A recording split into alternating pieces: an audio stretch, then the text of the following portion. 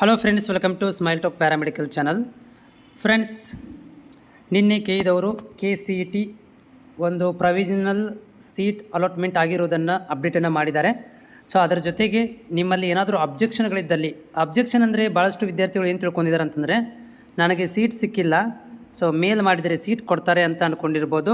So ನೋಡಿ, ನೆನಪಿಟ್ಟುಕೊಳ್ಳಿ, ಸೀಟನ್ನು ಸಿಕ್ಕಿಲ್ಲ ಅಂತಂದರೆ ಅದಕ್ಕೆ ಮೇಲ್ ಮಾಡಿದರೆ ಅವರು ಸೀಟನ್ನು ಕೊಡೋದಿಲ್ಲ, ನೆನಪಿಟ್ಟುಕೊಳ್ಳಿ. ಸೊ ಇದು ಅಬ್ಜೆಕ್ಷನ್ ಎದರ ಸಲುವಾಗಿ ಅಂತಂದರೆ, ಯಾವ ವಿದ್ಯಾರ್ಥಿಗಳಿಗೆ ಏನಾದರೂ ಈಗ ಕೊಟ್ಟಿರುವಂಥ ಸೀಟ್ಗಳಲ್ಲಿ, ಈಗೇನು ಸೀಟ್ಗಳನ್ನು ಅಲಾಟ್ಮೆಂಟ್ ಮಾಡಿದ್ದಾರೆ ಅಲ್ಲಿ ತಮಗೇನಾದರೂ ಅಬ್ಜೆಕ್ಷನ್ ಇದ್ದಲ್ಲಿ, ಅಂದರೆ ನನಗೆ ಕಡಿಮೆ ರ್ಯಾಂಕ್, ನನಗೆ ಸೀಟ್ ಸಿಕ್ಕಿಲ್ಲ, ಆದರೆ ಅದೇ ಒಂದು ಜಾಸ್ತಿ ರ್ಯಾಂಕ್ ಇರೋವನಿಗೆ ಸೀಟ್ ಸಿಕ್ಕಿದೆ ಅಂದಮೇಲೆ ಅದಕ್ಕೆ ಸಂಬಂಧಪಟ್ಟಂತಹ ಪ್ರೂಫ್, ಆಧಾರವನ್ನು ತೊಗೊಂಡು ನೀವು ಮೇಲ್ ಮಾಡಬೇಕಾಗತ್ತೆ. ಅಂದರೆ ಅಬ್ಜೆಕ್ಷನ್ ಮಾಡಬೇಕು ನೀವು. ಏನಂತಂದರೆ, ಅಬ್ಜೆಕ್ಷನ್ ಮಾಡಲಿಕ್ಕೆ ಮಾತ್ರ ಇಮೇಲ್ ಐ ಡಿ ಕೊಟ್ಟಿರುವಂಥದ್ದು ಇಮೇಲ್ ಮಾಡಬೇಕಂಥದ್ದು. ಸೀಟ್ ಸಿಕ್ಕಿಲ್ಲ ಅಂತೇಳಿ ಮೇಲ್ ಮಾಡೋಕ್ಕೆ ಬರೋದಿಲ್ಲ.